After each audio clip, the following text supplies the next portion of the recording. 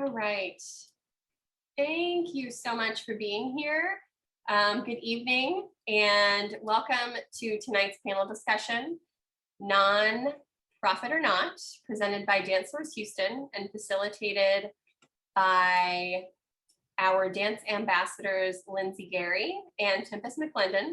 I'm Molly Miller, the Executive Director of DanceSource Houston, and I want to thank all of our ambassadors and tonight's panelists, Lindsay Gary, Ashley Horn, Walter Hull, Tracy Jackson, and Liz Scholar for being here to share their knowledge. Tonight's discussion will focus on the differences, pros and cons, and experiences of each of the panelists in operating as an independent artist, a fiscally sponsored project, or a nonprofit. To help build a shared understanding of what we mean by each of these different statuses, I'm going to quickly clarify before I hand it over to our ambassadors. So when we're talking about an independent artist, it means truly working as an individual outside of any organization affiliation. Any income received goes through you as an individual. You hold tax liability for income received, whether that's grants, class fees, ticket sales, commissions, etc. You may have an LLC or a DBA, but in the end, it's all under you as a person. And you are only eligible to apply for funding opportunities open to individuals. A nonprofit, which is on the other extreme end of the scale, is a status given to entities that apply and are approved for nonprofit status by the IRS. The term is meant to clarify that the organization's goal is not to make a profit, not that it can't generate income, but that the overall goal of the organization is to further its stated mission, to achieve a greater goal or vision. And this status allows the organization to receive donations that are deductible on the taxes, that are tax deductible for donors, and also eligible to apply for public funding and foundation grants.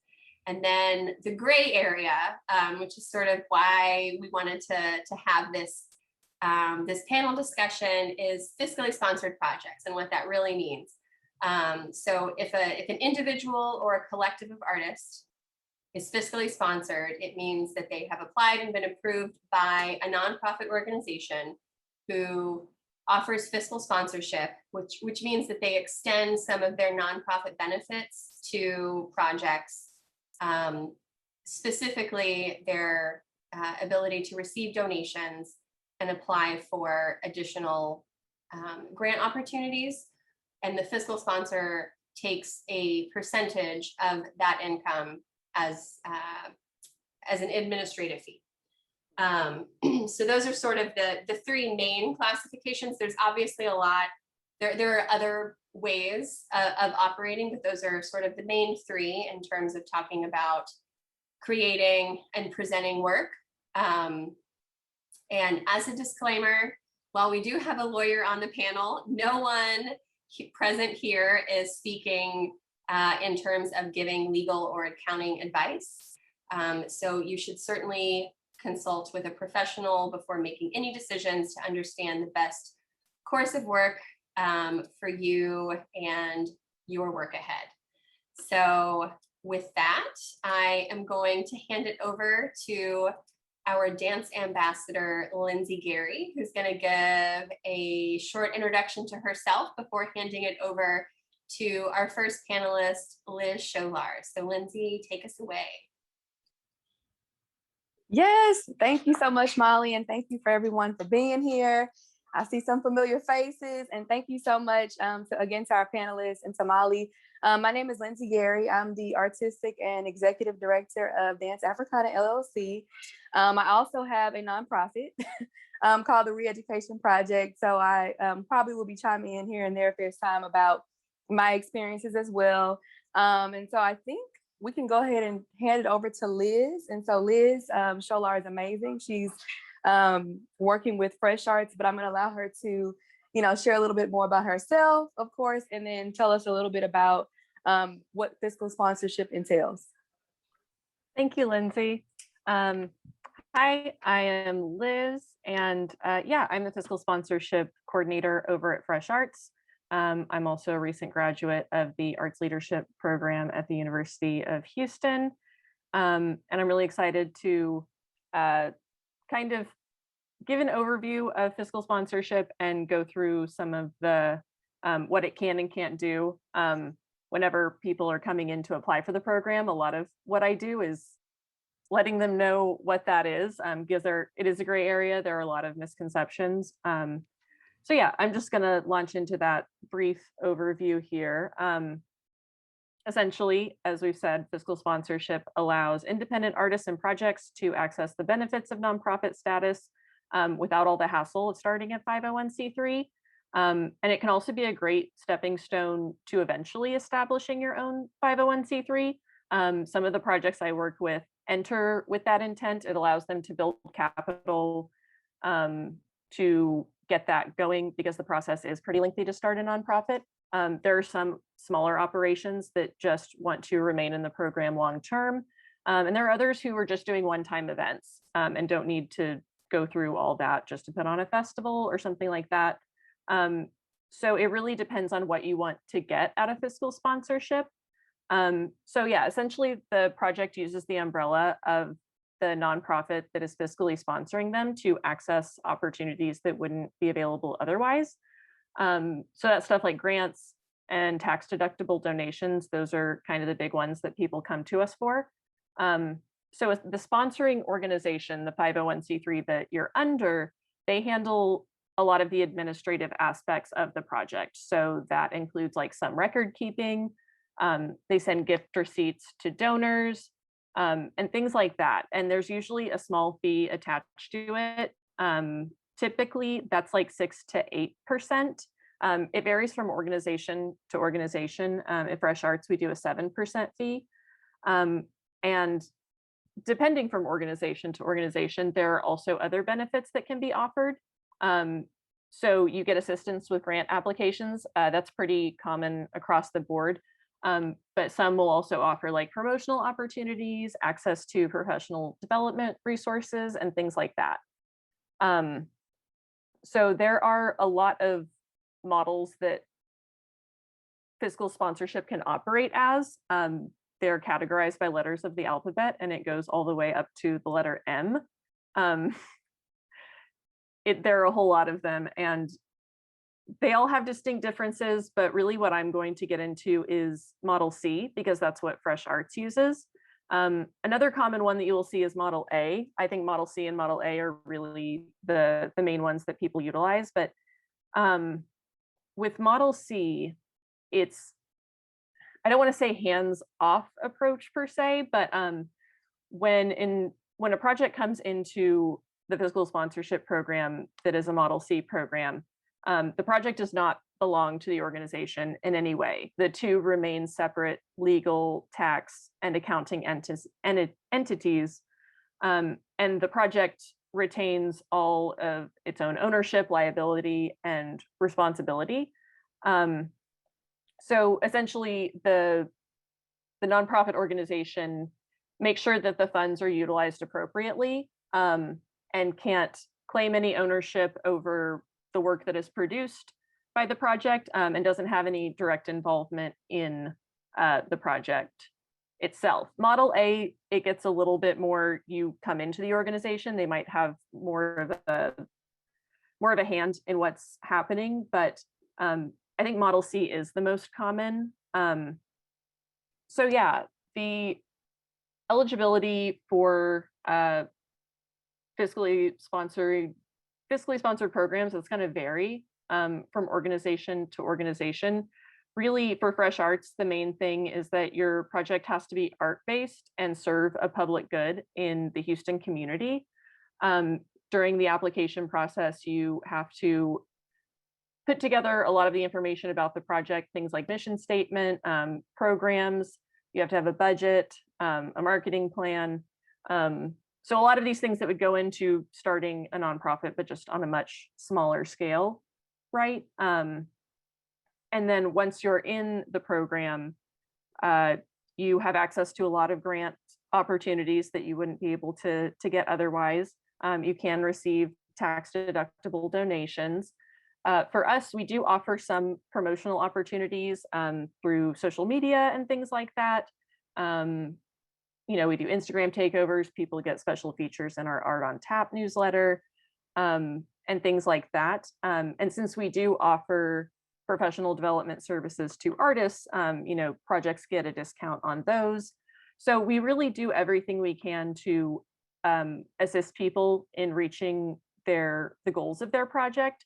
But we can't do it all, right? The main thing is that administrative element. And that especially comes in handy for grants. If there's ever a question about what did you spend this money on, we've kept track of all the receipts. We're holding the money. Again, there's that 7% fee that comes out of it. But for all of the, I guess, overhead stuff that you would be paying for to do it on your own, I think it can be really worth it if it's the right fit for you. So I also just want to clarify like some things that fiscal sponsorship cannot do. Just thought I'd go over some of like the questions that I get when someone comes to apply to the program. We cannot provide like lists of donors for you to solicit. Really, fiscal sponsorship is what you make of it. So, we'll send you grant opportunities that might come our way and things like that, but we're not just going to give you a list of people and say, hey, you can go ask them for money. A lot of that legwork is still on the projects themselves to do their own promotion, to raise money and things like that. We're there to help and do the administrative side of things, but that is still on the projects and the project leads essentially. We are not your accountants and we cannot do your taxes for you. That's a big one that comes up because we do have to issue a 1099 if we are paying over, I think, $600. So those tax deductible funds that you get, you have to prove that they are being spent on the appropriate, spent for the project in a nonprofit capacity, and that all of that is being taken care of, but you will have to claim some of that on your taxes. I don't know all the ins and outs of that because I am not an accountant. Typically, you can write a lot of those things off as business expenses, but we do not provide like accounting services. We take the money, we hold the money that you wouldn't be able to access without that nonprofit status. But beyond that, your legal counsel, your accounting, that's something to take care of on your own, right? So yeah, basically those are some of the biggest misconceptions that I come across, is that we can point you to resources, but we can't do the research, we can't cultivate the donors. I can't write your grant application. I will work very closely with you to put it together and make it everything it can be, but you've got to give me some kind of basis to work with. And yeah, that's really just an overview of the program itself. Obviously, more ins and outs to that. I'm going to drop some links in the chat that are from the Fresh Arts website that I think will be helpful. We also have like a program manual that I typically send out to people whenever they want to apply, just to get a better idea of how it works. I think I can attach that as a document here in the chat as well, but it's not something that you can just get on the website. So I will include that as well. And I'm excited to hear everybody's questions. Thank you so much, Liz, for sharing that. I actually was nodding my head with the grant writing part. So Dance Africana LLC is fiscally sponsored by Fresh Arts. And so, yeah, we do write our own grants, definitely. But Liz and other fiscal sponsor representatives give great help, for sure. I will say that. So thank you so much for sharing. And I know we have our other moderator here, Tempest. So I was going to give the floor to her to allow her to introduce herself and maybe go into our next few panelists' introductions. Sure. Hi everyone. Sorry I'm late. I ran into traffic trying to get my dog Ziggy from his chemotherapy, so I'm here. I apologize. Um, but I just wanted to introduce myself. My name is Tempest McLinden, and a little bit about myself. Currently, I am the administrative assistant for Lindsay Gary's dance company, Dance Africana LLC. I am also the Academy Administrative Coordinator for Houston Ballet, and I'm also an independent artist and a dancer for 6 Degrees Dance. And I have other things in between. I'm also a fall 2020 and spring 2021 ambassador for Dance Source Houston. So all over the place. But I'm excited to be a part of this conversation. Just brief background about me. I do see familiar faces here. Hi, Miss Tracy. So I'm going to hand it over to you all. I think what we're going to do is we're going to go in the order of Miss Ashley, Miss Tracy, and Walter. If you all would just give a brief introduction and your experience in the field, whether it be nonprofit, fiscally sponsored, as an independent artist, or in other operating structures such as a LLC, just go ahead and let us know. We're really excited. So we'll start with Miss Ashley. Hi, everyone. Thanks, Molly, for this opportunity to talk about this. I think it's great for people to know. I primarily work as an independent artist, but the last 2 years I've been fiscally sponsored by the Pilot Dance Project. This was a little bit spurned because I moved outside of the city limits. And so a lot of the individual artist grants that I used to get from Houston Arts Alliance, I'm not eligible for anymore. And so it was important for me to find a new funding source. And so because the Pilot Dance Project has fiscally sponsored me, I'm eligible to apply for a lot more grants. And for the first time, I can ask for donations that can be tax-free for donors. And so this has been a really, I think, good relationship for Pilot Dance Project and me. And I'm excited to hear more about everybody else's experiences too. All right, next up is Miss Tracy. Hello, everyone. I am Tracy Jackson. I am co-founder and director of Intuitive African Dance. And I totally fund our projects on my own. We kind of operate, I guess, a little bit out of the norm in that people come to us for events. So, we started in 2007. We have yet to put on our own production, even though that's something that I do want us to do in the future. I'm a transplant here to Houston, and when the company was started, I was just not entrenched enough. Also, I do work in the legal profession. So I kind of shied away from the 501c status and having boards and that kind of stuff because it kind of creates a conflict of interest for me in my other profession. But it has worked out well. I do file taxes for the company through my own personal taxes. And we're able to accomplish what we want to accomplish with the funding or the funding that I provide for the company.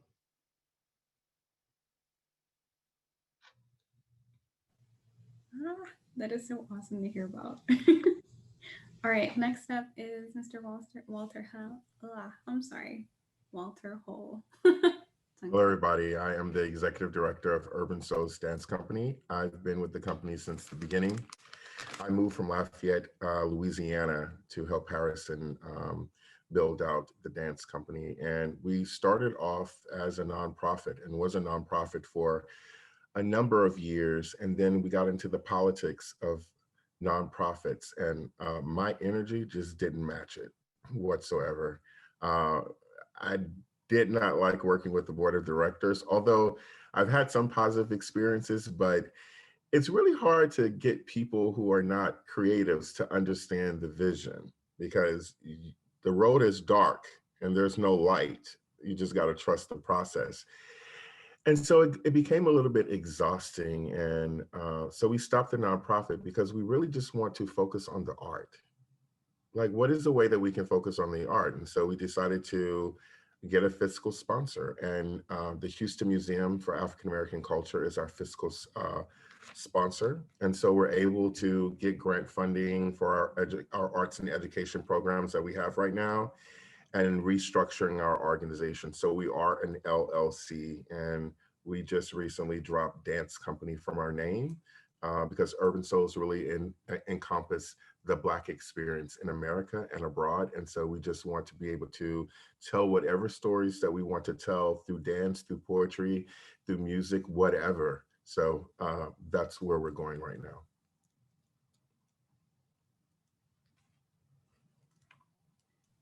That's really amazing. I really enjoy that you took the time out to put in that thought, even within your name, in dropping the dance company. That's a really important step, like creatively, to be able to open yourself up to. So, amazing.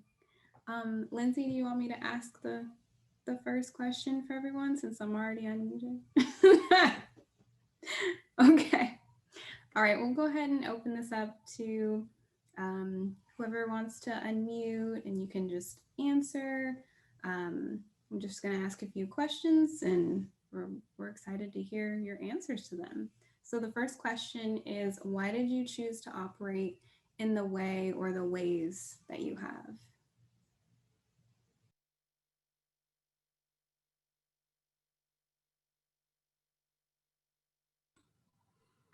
I'll go first.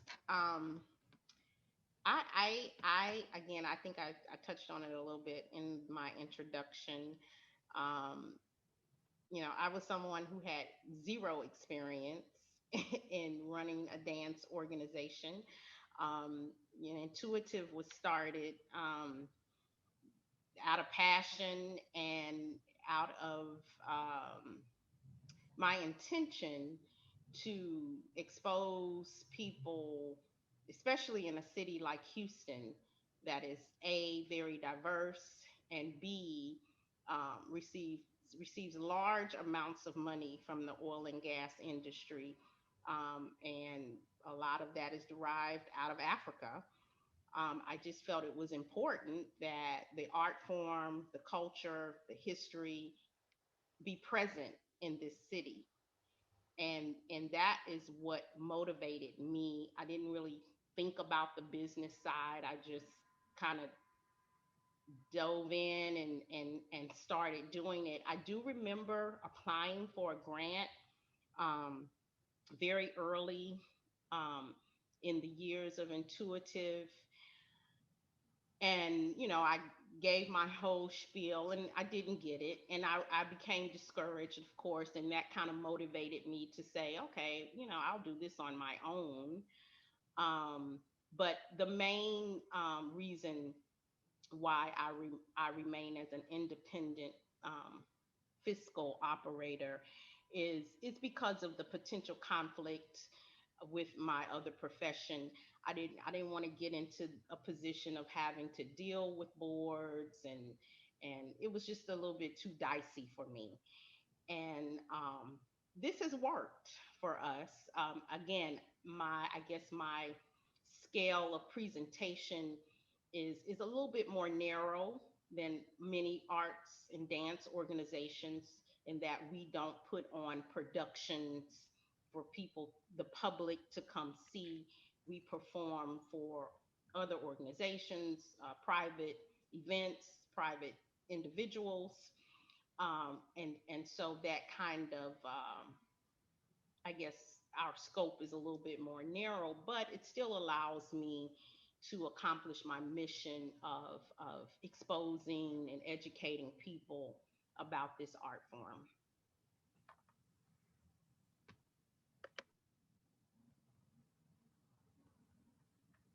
Thank you so much, Tracy, for that and for everything you do for the community, all of you actually. And so I wanted to see if there was anybody, I know Walter, you touched on, you know, the not meshing well with the board process, but did you want to elaborate a little bit about that? Or did you want to add anything to that question? Yeah, it might be a little bit too deep for No, the. take it there. Take it there. So I am not, so white supremacy culture of the nonprofit industrial complex is something that I've been paying attention for a while. And then us as Black people and Black professionals, we get our cues from that, right? So therefore, I felt like I was having to navigate a lot of Black respectability politics, and that's not what I signed up for. Thank you. I'm here for that. And Ashley, did you want to talk a little bit about that? Sure. When I was younger, I worked for a nonprofit doing a lot of admin and grant writing. So I feel like I really understand what it takes to run a nonprofit and how much it is your life. And I have a job working for a nonprofit doing arts education for kids and seniors that I'm very passionate about.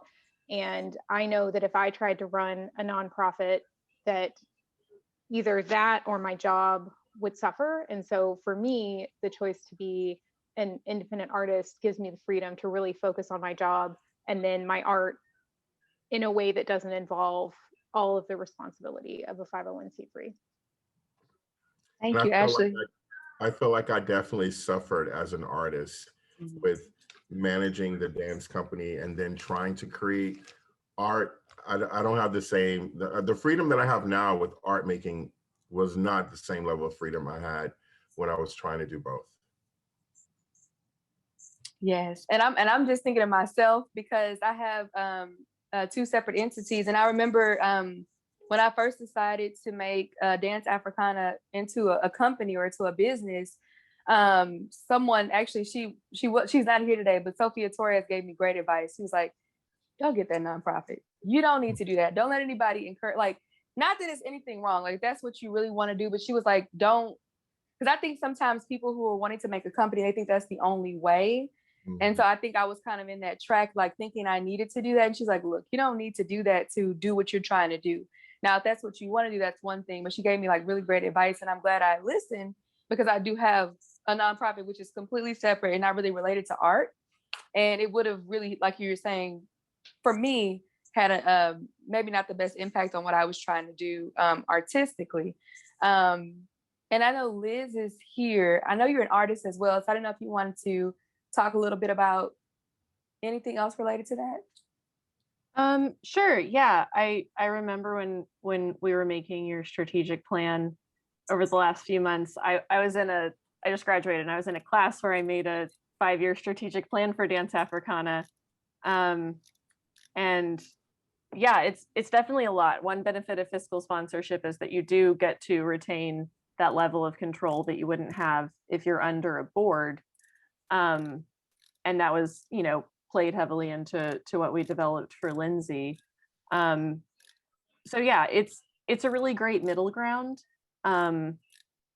if that's what you want, and especially if it's a good way to dip your toes in the water. I think if you are considering not getting a nonprofit, aren't really sure, it kind of opens up kind of what some of that process is, and again allows you to like build that capital and get that word out into the community so that you're not just like, cannonballing into the field.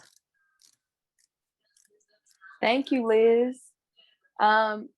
Anything else? Any other thoughts about this? And I don't know if everybody saw it in the chat. You all can, that are attending, can always post questions in the chat and we'll get to those toward the end. I'm gonna hand it over to Tempest for the next part, or okay.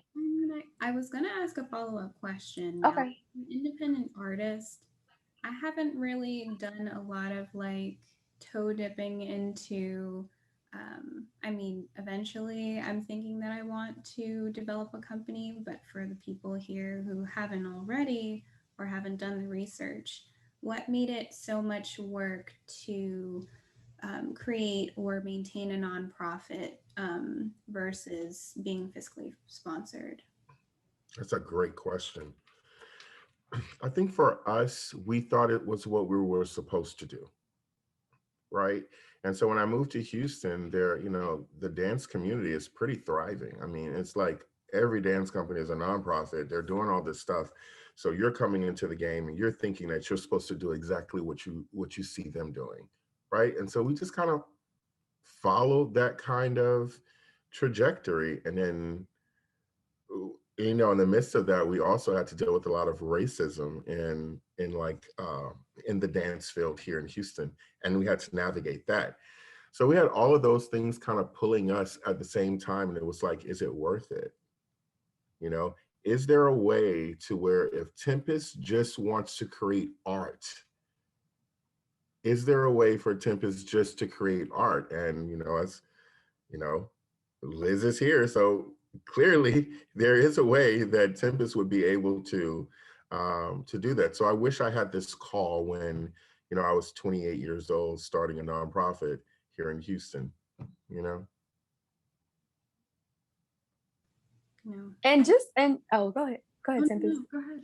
Okay, sorry. It said delay. I was gonna say, and just to follow up with that, I know Walter and Tracy kind of both talked a little bit about this with maintaining a board. Can y'all share what does that encompass? Because I think I don't know if everybody knows exactly what a board is, what its function is, how does it relate to how your organization works? Is it necessary? What does it take to keep it going? How do they influence the art? Like all those different types of things with the board. But one of my biggest fears with the nonprofit status is when you become a nonprofit, the nonprofit from a legal perspective becomes its own entity. Mm-hmm. And you as an individual artist who has, created your organization, based on whatever your intentions and purposes are, you lose control. And I know of stories where people have started companies and got the nonprofit and the board, and they were voted out. Yeah. And that would kill me, because it's a lot of work. I mean, you all know, you're passionate about what you do. It is a lot of work to bring things to fruition. So, along with my potential conflict of interest, you know, I'm not going to lose control over my vision of what I'm trying to do. So a board, is the board is the boss. They make the decisions. They are the boss of the executive director. All major funding decisions come through them. They control the trajectory of the organization. And that is the purpose of the board. Yeah, I think for me, well, the first thing we did was we had like a kind of sort of like a get to know us kind of date for people who are interested in being on boards. And so, we had food and stuff. We had a performance, I believe. We had a PowerPoint presentation, and we're inviting people who may have some type of status within the community to be part of this board. But we didn't think about, well, maybe we need people who are passionate about art, our dance, our Black dance, and that's what's driving them. And some were, right? Some were. But some of it, it was kind of sort of like a step on the ladder for their own careers or trajectory too. And so there was just a lot there. I think that the board that we had was very hardworking. Like they worked. We were a small nonprofit, so they had to be at the ticket counter. They had to do the consolidation of that. They had to do the taxes. So for the most part, I will tell you that when I knew I was kind of done with that process was. So Harrison and I, we both talked very publicly about this. So we had a moment. I can't remember the year it was. I want to say maybe 2000. maybe 2009, 2010, something like that. We were unconsciously waiting for white people to come to our shows to validate our art. And one day we looked at each other and we were like, they're not coming and we don't make necessarily our art for them. You know, and even at that time, outside of Houston Ballet, we had the largest dance audience in Houston. I mean, 450 people easy for a show. And so, you know, when you feel like it wasn't being valued, and then we just changed. We're like, you know what, we just gonna go deeper into who we are. And then we created, I remember we created a show, My Seat at the Table, to where we did it at the historic Blue Triangle. And the first half of the show was in the gym, and the second half of the show was in the pool. And my dear friend, Jeremy Coates, who was our lighting designer, so right before he passed, you know, he gave me that nugget to like push yourself creatively. And we did. And most of the board did not like our new direction. Like they wanted us to be more like Alvin Ailey. And that's not who we are, right? So that conflict was the part that started it, because they were not truly invested in who we were, and we're not invested in us, especially Harrison growing as our artistic director and being able to make decisions about his art that might be unconventional, allowing him to play. They had a problem with us playing, you know, they just wanted us to be structured, here to let go, but we were like, nah, we're about to do My Seat at the Table. We want to do, you know, Blood on the Leaves, to really talk about this trend of police violence. So yeah, that's when it got real, like during that season with our board of directors. And I remember that performance at the Blue Triangle. Like, that was just so powerful. The pool, I'm like, what? Like, it was just, yeah. I'm glad. I'm glad y'all made that decision to keep going in that direction.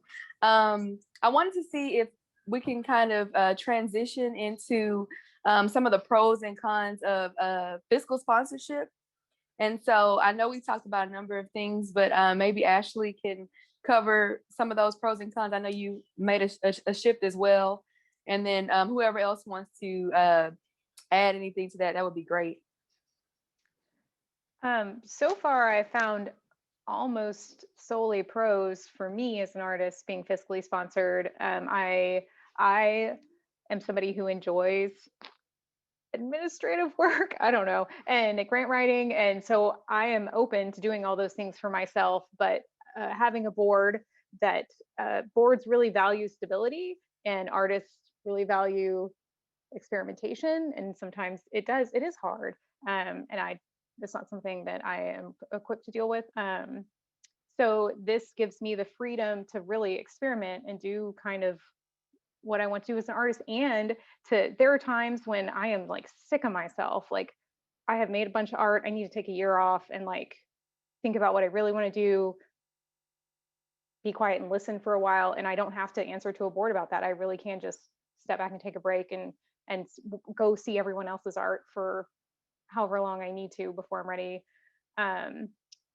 The organization that fiscally sponsors me takes a small percentage of the donations and grants that I get, and it is well worth it.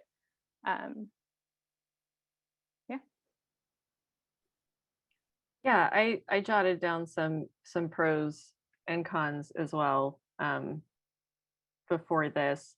The biggest one, I think, for people, as someone who handles fiscal sponsorship, I've never been fiscally sponsored, so disclaimer there. But you know, removing that administrative burden is a big deal, especially when you wouldn't be able to access certain funds otherwise, you know, tax deductible donations and grants and things like that. So the access to resources, you know, that can't be minimized depending on what is offered by the fiscal sponsor. But mainly it's that funding that wouldn't be possible without the 501c3 status.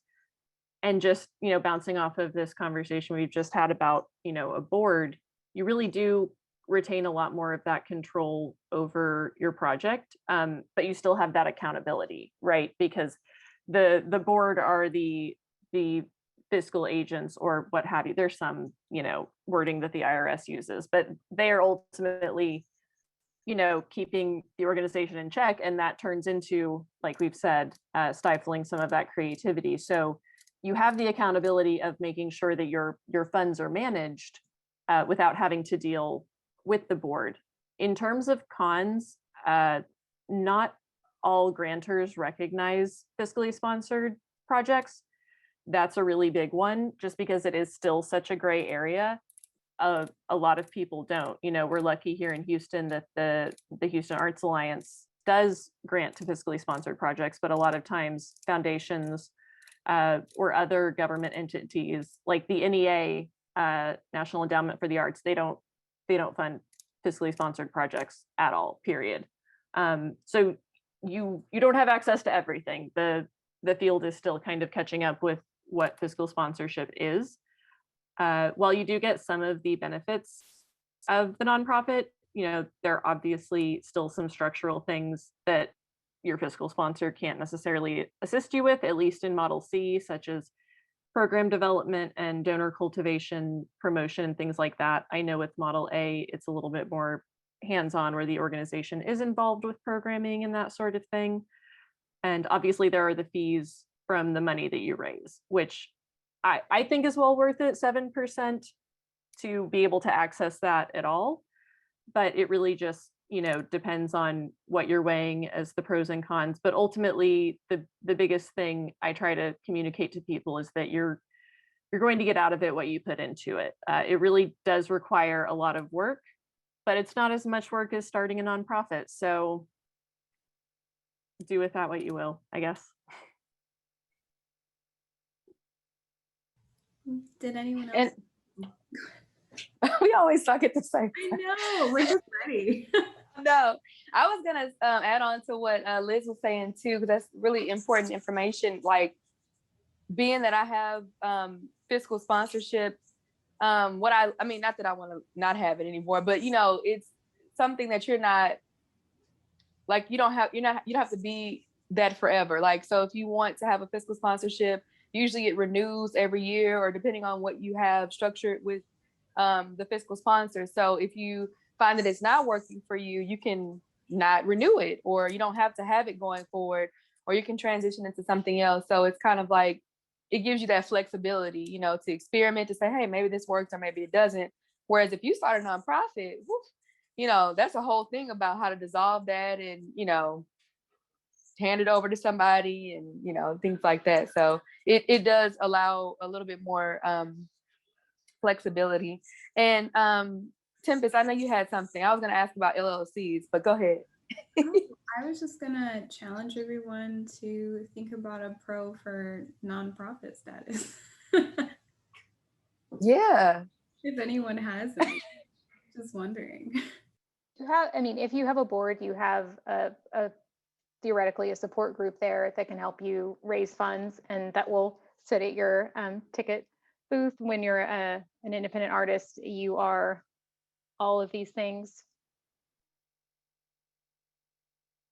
I mean, that's a good one. Yeah, and I think that because of the gray area of fiscal sponsorship, there is a lot more out there to access. You don't have people going, oh, we aren't going to fund that. We don't really understand what it is.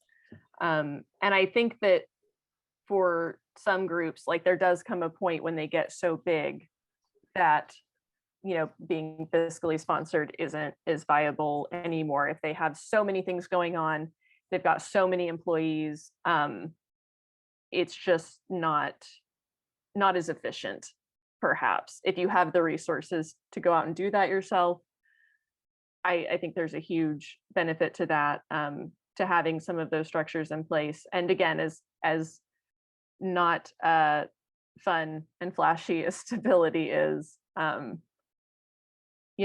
that's what keeps nonprofits going, and it's a huge challenge. So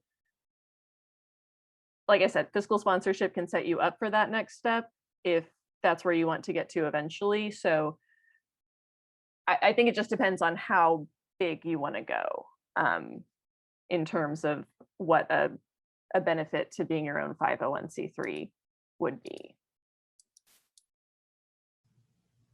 And for for anyone who is watching this or listening right now, who doesn't quite understand what nonprofit status really is, I wanted to ask, do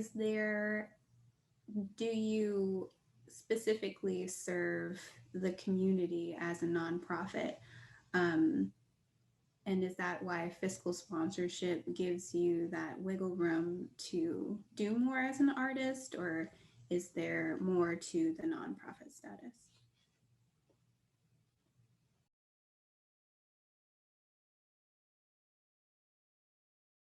Yeah, the main thing, at least as I can summarize it, is that you do have to have your goal is not to make a profit, and that there is some sort of community benefit to what you're doing. I mean, really, that 501c3 status comes purely from the IRS. So as an independent artist, there might be people who want to support you, who want to donate, LLC or whatever. Then you're getting into like sponsorships and things like that, maybe crediting. You can't give people those tax deductible donations. And I think that that's a huge draw for the nonprofit side of things, but it is a lot of work. It's an extensive application process to the IRS. There are accounting concerns, there are legal concerns. You have to have a board set up in order to it doesn't have to be fully fledged, but you have to have some sort of basis to be starting with to apply for that status. And it can take months, if not, a year plus, because they're not in any hurry to get through your paperwork. So I think that kind of touches on the question. I feel like I started to ramble a little bit. Yeah, no, it definitely does. I just wanted to give other people some more information about like the specifics of things, because I know that I have not delved deep into these things, so I'm learning things too. And Lindsay, did you want to elaborate on the LLC? Yeah, I wanted to also add though, I mean, because I think with anything you choose, there's going to be work involved. Like, you're not going to get off the hook with anything, like, not that you would want to anyway. But I was going to say, for the nonprofit side, there are a lot of resources that help you with the paperwork. So when I created my nonprofit, again, my nonprofit is not art related, really. It's the Reeducation Project is really around Black history and African culture. So of course, art plays a role in that, but it's not centered around art. And I was able to get a lot of assistance through, I can't think of what the actual thing stands for, but it's ESH, I believe it's ESCH. And so I filled out so I applied to be a nonprofit. And this is for people who really wanted to start a nonprofit. So I applied to be a nonprofit in the state of Texas. You have to apply. I don't remember through whose office, but I filled out the paperwork, and it was actually pretty straightforward. Yes, thank you. Executive Service Corps of Houston. Yes. Ish. And so I applied through the state of Texas to be a Texas-based nonprofit. Once I got approved for that, then I applied to become a 501c3. So you don't have to be a 501c3 nonprofit to be a nonprofit. You can be that's really to get the tax exempt status. And most people want that. And that's on the federal level with the IRS. So actually, when I was really struggling to find resources, I founded TREP back in 2017. And I was for a couple of years, trying to figure things out before that. And I was actually able to go through ESH, and they walk me through the entire process, and it's completely free. I didn't have to pay a dime to them for them to help me. They're like, okay, fill it out to the best of your ability. Kind of like what a fiscal sponsor would do, like fill it out to the best of your ability, come in the office, we'll make any tweaks that you need to make, and then you'll have to pay to get it, processed. I don't remember how much it cost. It was a few $100s, I think. I don't remember. But $450. Okay, that was more than I thought it was. Okay, but yeah, you definitely have to put your money into anything you're starting. So whether that's nonprofit, there's startup costs for LLCs, for all of it. But I definitely did that but I didn't have to pay for the service of the assistance that I needed. So that was really nice to get that for free. And then I think they actually got my application in pretty quickly. I think I submitted it like in December, and I got it actually approved like in February or January the next year. So it didn't take long because I didn't have any issues with my application because I got the help that I needed. So I think sometimes it takes longer because people do it by themselves and they don't have resources. So I definitely think if you're wanting to do a nonprofit, really see them. They're really good. And I think they're all like retired volunteers in like from like oil and gas and corporate America. So they're really, really, they know what they're talking about and they'll really help you out one-on-one. And I think I went in there one day and we had it submitted the next day. So it's definitely a great resource to look into if that's the route you want to take.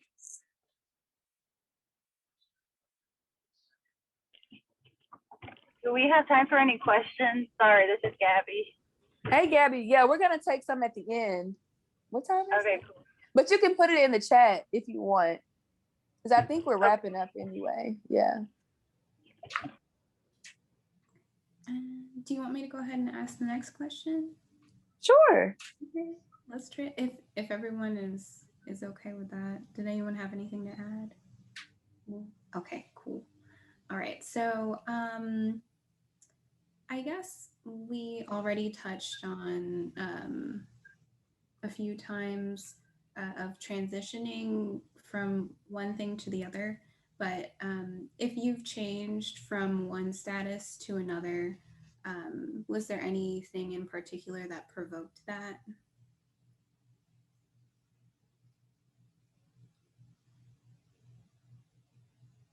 It's a hard question. I mean, we switched from being a nonprofit to recently an LLC, and we are fiscally sponsored by an organization. But right now, the thoughts that I'm having is, what type of support do I need to move the organization forward?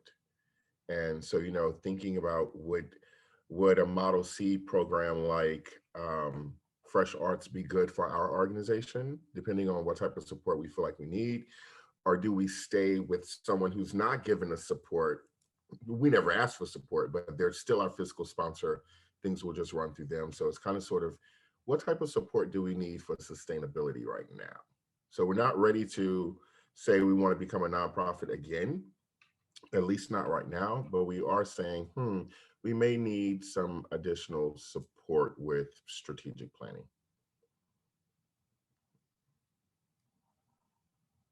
And do you think that your strategic planning has significantly changed since the pandemic happened, or just, you know, preparing for anything after, or if this continues, or is it just the same at the moment for you? Well, we did have some strategic planning that way, but the COVID knocked that out because all of those things had to be kind of sort of in person, you know. But what we did do was we did really take time and pause to find out, okay, so who are we, you know, at, you know, year 17?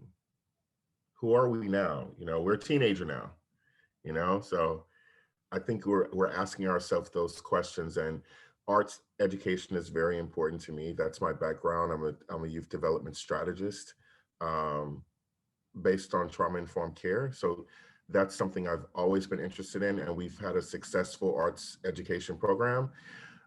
Advocacy work in the art. Harrison has been doing a lot of work with, you know, talks about the racism and in presenting. And I think that's all we want to do. Arts education, presenting, and advocacy work. That's it. Everything in those three buckets. And, you know, so that's where we're leaning toward now, since COVID is kind of coming to an end, slowly, but coming to an end. So yeah, I didn't even think about it. I was like, okay, it's COVID. Let's just do something else, but I'm not going to stress and try to figure out. We're not that type of organization to where we need to pivot quickly because we have all these employees and things like, no, it's just Harrison and I. So therefore we can say, okay, let's just sit and reflect and we'll see what, you know, what comes up for us. I could see, now that I'm learning more about fiscal sponsorship, in traditional African dance, drumming is the key to that. And you need to be trained in it. It's not something, I mean, of course, some people just are gifted and can pick up things, but the majority, I mean, you're playing drums with your hands. So I could see intuitive maybe moving to a fiscal sponsorship to pay for training, to pay, a skilled drummer to teach children the drum skills, and the dance too, in the dance part too, because the traditional dances are traditional. They're old and traditional. And but even with YouTube and this and that, you still want to maintain the authenticity of the traditional part of the art form. And I can't financially be responsible to have a, say, a year-long program residency of some sort, to go into schools, to go into community centers and have drum classes.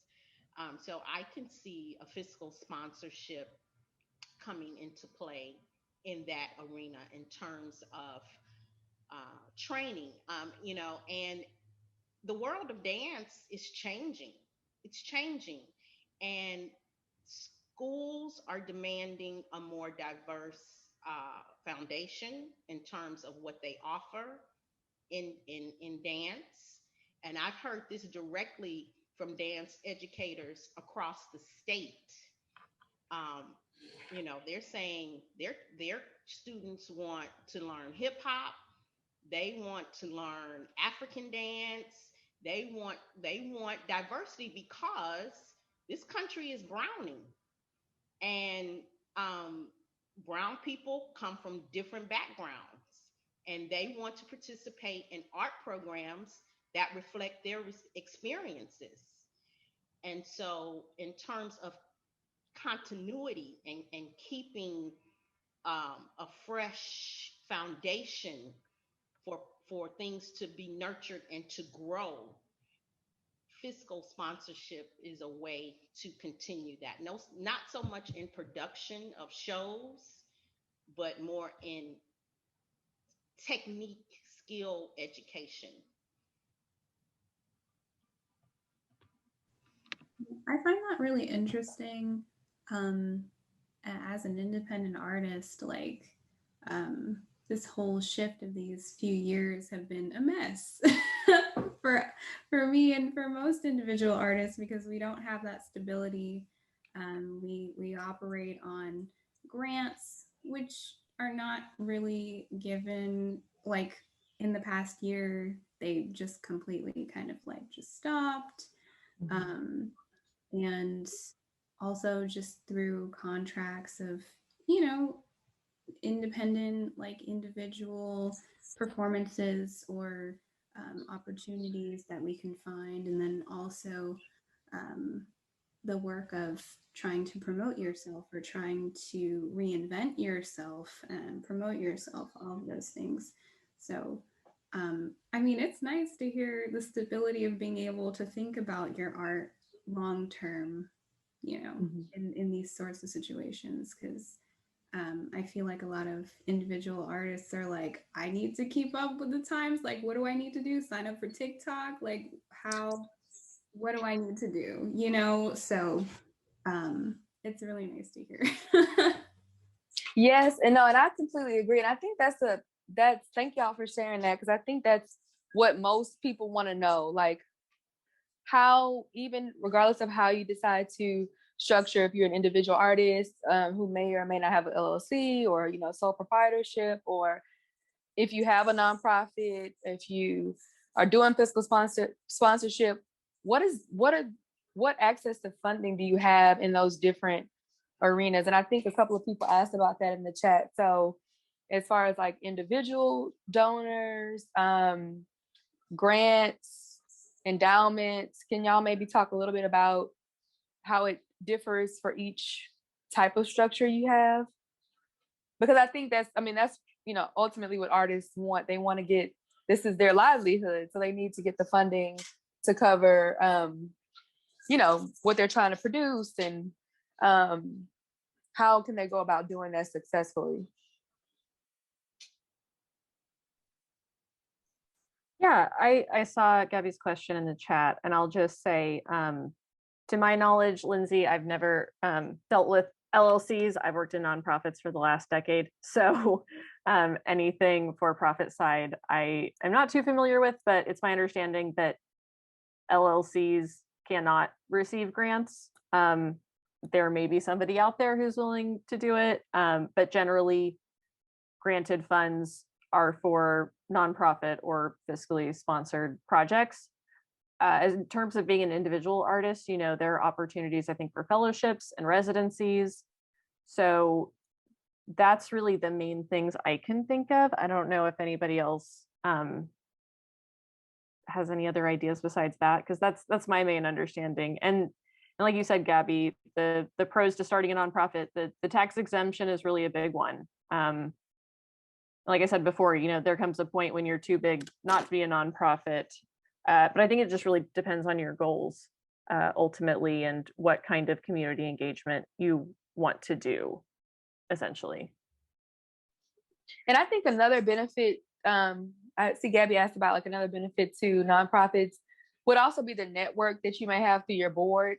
So if your board members are, socialites, or they're running in certain circles, or whatever the case may be, have access to media, larger organizations, celebrities, even, like that will automatically help your organization if they're bringing those people to the table to get involved with your organization, whether that's, telling people more about it and getting a bigger publicity, or donating. Another major function of a board is to fundraise. Like that's a lot, you have like advisory boards, you have different types of boards, but their major purpose for most organizations is to raise money. So, if you have a good board that works effectively, they're going to help you find ways to bring in money to the organization. And they're going to help, whether that's like planning fundraising events or doing different types of fundraising campaigns like that. That's a major benefit if the board is effective, is that they'll bring in extra income,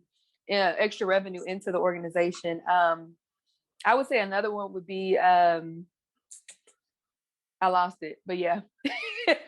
there are some other things. I think it just depends on, having that board be effective and devoted to what you're doing. That will determine. That's what I was gonna say. Volunteers, they do things like. So if you have a performance, I think Walter was talking about this earlier. If you have a performance that can help, print things, like the program, or they can help man the tickets. They can do physical things as volunteers because they really shouldn't be getting paid. And that's another thing. I just thought about this. So when you think about the board and you think about the way it functions, as a person who's an artist leading an organization, you should be thinking about, and I know Tracy talked a little bit about this, how do you fit into that organization in terms of like, are you an employee? Are you the founder? Because those are two different roles.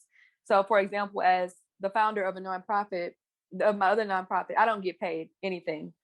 I'm strictly volunteer. But if you're an executive director, you can be a part of that. You're an employee of that organization, depending on how you have it structured. So you can be a part of the board. Most of executive directors also sit on the board, but they're also employees of the organization, and they get paid depending on that nonprofit's level and status. So just something else to consider. If you are an artist wanting to get money, you may not be getting paid depending on that nonprofit structure and your role in it. Or you may have a regular salary too, and you may not have to worry about, working gig to gig like some artists do. You may have a salary built into that already if you have a nonprofit. And I see a question about LLC, which makes me think there might be some questions about exactly what an LLC is. LLC is limited liability corporation, and they were created to do just that, limit liability for the person. So the main function of an LLC is to protect yourself from lawsuits. I'm not familiar with any special, again, it's its own entity. So the LLC will file a tax return in the name of the LLC. And the tax breaks that come with that would be tax breaks that fall to any business entity. I'm not sure if they're, grants, Liz talked about that, LLCs are not really eligible for grants. So unless I guess LLCs can participate in fiscal sponsorship, but yeah, you can write off a lot as an LLC in a business because it's a business. Like, I can write off business expenses for Intuitive, and I'm not an LLC. Intuitive is a sole proprietorship, but I can still write off business expenses. The question that I'm looking at in the chat, there was a question about tax breaks as an LLC versus a nonprofit. Sure, an LLC is a business entity. So with whatever tax breaks as a business, you are able to write those off. But the main purpose of an LLC is to limit liability for the person. So if somebody wants to sue you, they can't sue you personally. They would sue the LLC. And you can protect yourself against that with insurance. That's pretty cheap. Dance insurance is pretty affordable. And Tracy, thank you for that. You're basically saying another alternative to having an LLC would be to be a sole proprietor and then have the liability insurance, like in terms of limiting the liability, right? That is something you can consider. Now, again, I have another profession, so, and I do file taxes on my dance company, but the losses flow through my personal taxes. But it is set up as, it's a sole proprietorship. With an LLC, your losses will not be able to flow through your personal taxes because the LLC is an entity in and of itself, just like a nonprofit is. It's its own entity. So if you have other income, depending on, what you're trying to do, that's something you might want to consider, and you can protect yourself from liability by having insurance. And Tracy, thank you for that. I'm just like, yes, I'm glad we're having this whole discussion because it's so informative. I wish I would have known a lot of this stuff before. Can you tell people what it means to be a sole proprietorship and maybe like how one can go about establishing that, and then maybe someone with an LLC can talk about how to go about establishing an LLC, because I know we talked about the steps to become a nonprofit. Sure. I mean, a sole proprietorship is, I have a DBA, Tracy Jackson, doing business as Intuitive African Dance. To get a DBA in the city, you just go down to the city permits office. It's a nominal fee, and you get your DBA, and you can get a tax identification number through the IRS online. And when I file my taxes, Intuitive stuff is filed on a Schedule C. And, that allows me to deduct mileage to gigs, costuming, drum repair, the money that I pay to the artist, rehearsal, rents for rehearsals. I'm able to write all of those expenses off. And if I take a loss, it goes against the other income that I generate.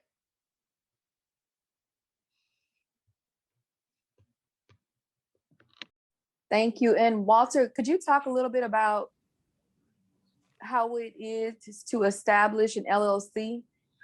So an LLC requires, you have to file to become an LLC. You got to do the same paperwork. You got to get your DBA, make sure your name is not taken out there.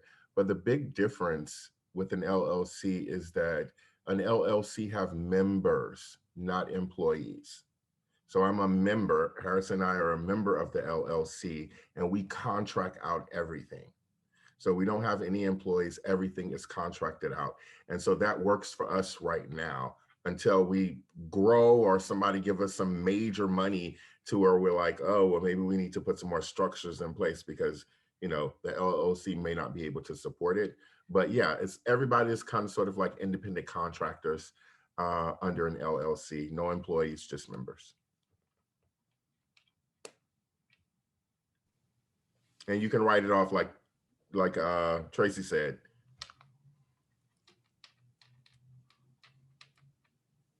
Thanks. So I just want to go ahead and shift a little bit.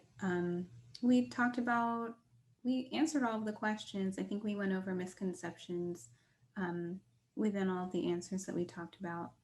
And so I just kind of want to read all of these chat questions and then also give a chance for people to verbally ask more questions.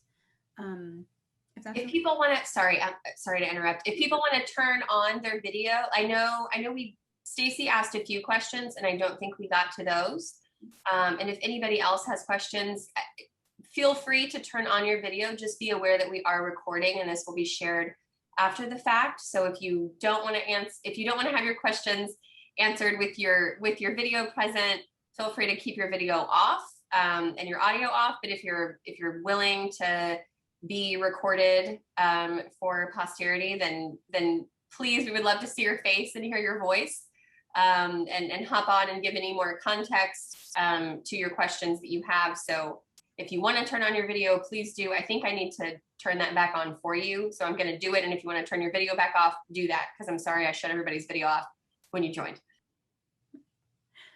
Well then, I'm going to go ahead and start with Stacy's since hers is the first one in the chat. She says, I have a few questions. I'll just read the whole thing and we can Go to a different school. Oh, go ahead. I'm sorry.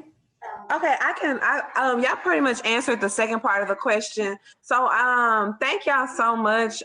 This is great information. I'm so happy to hear Walter talk about Urban Souls and Tracy.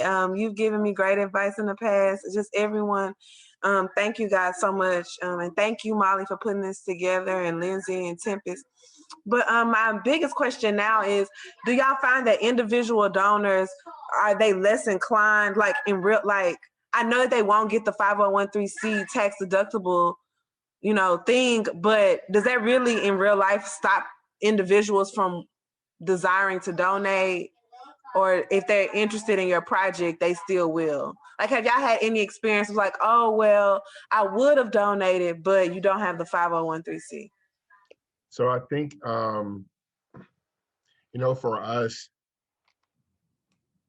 if you're looking at larger money, then they're pretty much going to want you to be some type of institution like a nonprofit.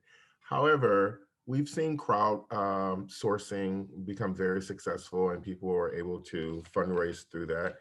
I think it's all about how you present your campaign. Like if you are looking for 100 people to donate $25, $25 is something the average person is not gonna miss. They may not be looking for a tax write-off for the $25 or even $100, but I think if you keep the dollar amount small for your campaign, then I think you're more likely to get more support. Like I said, I don't know if big donors, they want that write-off. They literally donate so they don't have to write a check to Uncle Sam. Yeah, I've definitely had projects come to me with that before. Some are more interested in the access to grants, but for instance, there's one project that just came into the program and they were seeking donations of musical instruments and studio equipment. And there were some people who said, I would love to give you this piano, but I can't like part with something this valuable without getting the write-off. So it does happen. I think it just depends on your donor base. Again, like Walter said, crowdfunding is a great resource for that. But the high dollar stuff, I've only seen once where somebody was just willing to write a check and send it off to somebody without that nonprofit status. It's very rare. So just the higher up you get, the more that becomes something to think about to overcome. Thank you guys so much. And I just want to ask as a follow-up to that, I know we talked about kind of like the growth of a company and being higher up. How do you determine when you are at a certain level within your company? I guess in terms of like attendees or financial, like what you're bringing in, or engagement, I suppose. How are you making those determinations?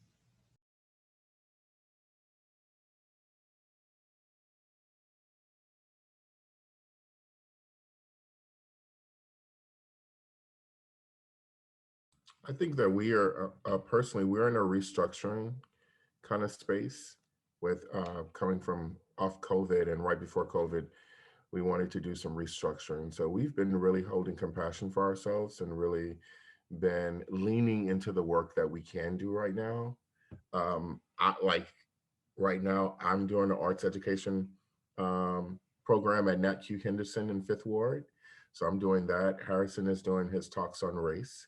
So we're working. It might not look like what we wanted to do a year ago, but we're actually working towards, well, not working, but continuing to do what we do. And it has changed a little bit. So there's not a lot of money coming in right now, which we don't really have the capacity for a lot of money right now, right? We want to be able to contract dancers again, you know, when we do another show. But for right now, we are leaning into what's meaningful for us at going into 17 years. What is meaningful, which is our experiences, and me focusing on young people and teaching, you know, young kids how to navigate white privilege and dance. Like, that's what I'm passionate about. So I'm able to lean into that work. So we're getting work done. It just looks a little bit different.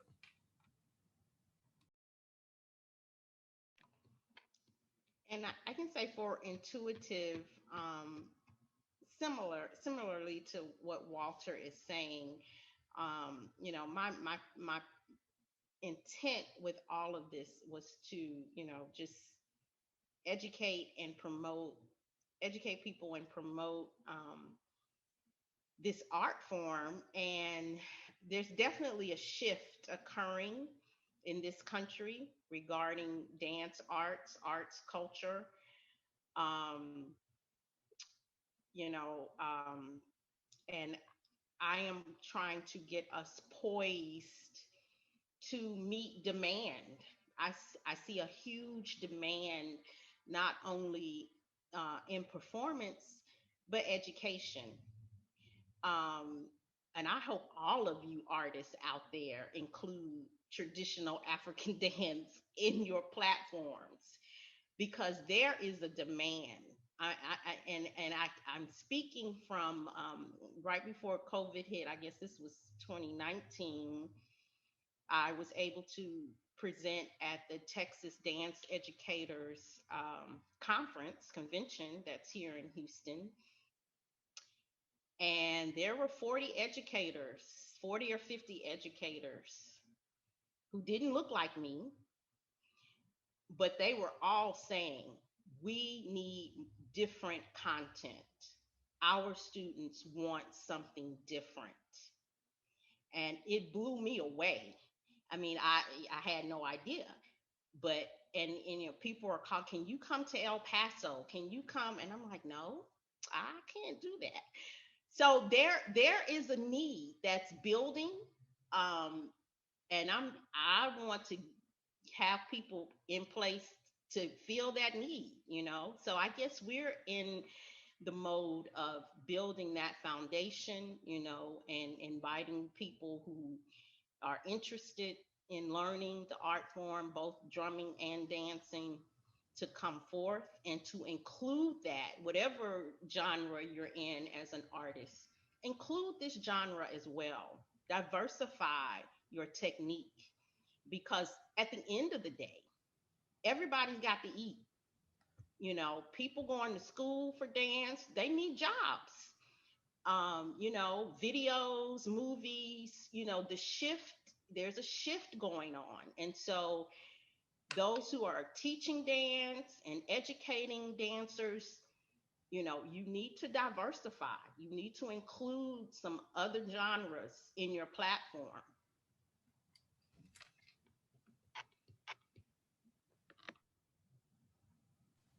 Yeah, I definitely agree. Definitely. And Absolutely. Oh, go ahead. Oh no, I just said absolutely. Oh, Walter, did you unmute to add anything or just to? Okay, awesome. And I see. Oh, go ahead. No, I was just gonna say, was there another question in the chat? I know Gabby. Loren put something in there. Okay. Oh, I'm sorry, I'm not mute. Okay, well, I guess I'll keep talking. Sorry. I was thinking I had muted myself again. I was talking out loud. Thank you so much for that, Tracy. I completely agree what you were saying. It's so necessary, really. And it should have always been done, but you know, like you said, there's a shift, and I think people are finally acknowledging that. So thank you. And I was gonna read a question from Loren. It says the nonprofit I'm interested in creating is called Garden of Hope, and it would be one that is dedicated to recycling, upcycling, cleanups, etc. In turn, I would also like to partner with women's homes and mothers' homes to give access to products that are more earth friendly or organic and natural. And you're just trying, she says, I'm just trying to determine if being a regular nonprofit or a 501c3 would benefit the idea. And so if anybody has any feedback on that. I will just say that while we've obviously focused on arts organizations that do fiscal sponsorship, there are all kind of nonprofits that do fiscal sponsorship. So down in the chat, I am adding a link to the National Network of Fiscal Sponsors. Some of them are not location-based. There are like big national organizations that just do fiscal sponsorship. If that's something that you'd be interested in trying to get there, really any nonprofit can serve as your fiscal sponsor. They don't have to have a specific program, but the benefit to an organization that knows that structure, if you aren't going in with some of that administrative knowledge of a nonprofit like Walter or Ashley, that might be a good place to get that started. So there's a whole directory of fiscal sponsors that are listed there, and some that are, you know, environmentally based, different focuses in terms of the projects that they sponsor. So I'm dropping that in the chat for you now. Thank you, Liz. And I would say too, if there's, I think also going to Loren's question, oops. For those of you who text me, y'all know what that is, what that alarm is for. Anyway, so going back to what Loren was saying, I think it goes back to what was said before about, you know, I can't remember who said it, but do you feel like people would not donate to your organization if they couldn't get tax exempt? So like for what you're trying to do with mothers and then also with the environment, do you think that you could, depending on your donor pool, do you think that people would be willing to donate to your cause and not expect the tax exempt status? So I think it depends on what you're trying to do, but if you're trying to get some of the bigger grants or access to, larger grants, I would consider maybe doing the 501c3 because you will have access to a lot of times more larger amounts of money at one time. but I don't think that it would hurt to start off, just operating as a Texas-based nonprofit first, see how it's going for you. And then, you can always apply for the 501c3. And you not having a 501c3 doesn't actually stop you from doing what you want to do as a nonprofit. It just won't allow you to have, to get tax exempt status. So hopefully that helps too. And is there anyone, oh, sorry, go ahead, Liz. Oh, no, I was typing in the chat, but then I thought it'd be easier just to say, like, you can partner with an organization who's already doing this work. If you have an idea for a program, for a project, and it's something they'd be interested in partnering on, you can go directly to them. There are so many nonprofits out there. The number is absolutely massive. And, one thing that I've thought about in just my own personal is like, is there somebody who's already doing this? Are they doing it better? And would I be really serving a need if this is something that's already being met? And it's one thing to, add something new to strengthen the sector, but for what you want to do, if fiscal sponsorship isn't the right fit, go to somebody that you know and you respect that would be open to this project. And, I think that if they wanted to take that on as a program, partnering with them is a great way to do some of that. I agree with Liz. Instead of thinking of nonprofit, think about a project, that this is a project, and let this project take it where it needs to go. Like with what you want to do, you can partner with neighborhood CDCs, which is community development corporations. You can partner with LISC Houston, LISC. You can partner with Go Neighborhoods, because they are all doing these type of works in community, and they can definitely use more support. And I want to ask, as a follow-up to that, as someone who wants to partner, are there any sort of, I guess, expectations of what you need to have other than the contract that you make with the partner? Or are they looking for something else? Like, could you just go as an independent artist or an independent person and just say, hey, here's my idea, and I feel like we would be great partners to do this? Like, just contact them, or is there something else legally that you would suggest that they do?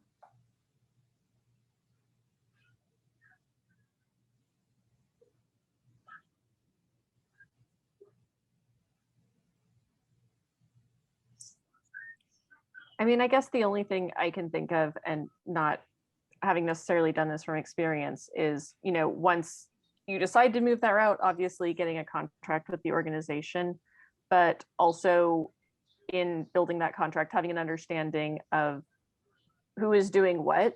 If you're taking an idea to them, they might want you to be the manager of that project. You need to be prepared to do a lot of that work, or understand what they can be responsible for versus what you have the capacity to do. So that's my initial thought. I don't know anything about the exact legal stuff with that. I have limited experience negotiating contracts and such, but that would all come into it. So I think just expectations on both sides being very clear I think is the first step in my mind. I'm not a panelist, but I'll step in and second that, and say that, yeah, like just making sure that you're really clear about, this is my idea and this is what I'm willing to do to help move this forward with your organization, helping in this capacity, whether it's, amplifying promotion or helping to rally volunteers or whatever it is. But having it really clear in terms of what you're willing to do, because I think a lot of times organizations receive those emails that are like, I have a great idea, but there isn't necessarily a follow-up of, and this is what I'm willing to do to move my idea forward with the resources of your organization. And so I think making sure that this ask is also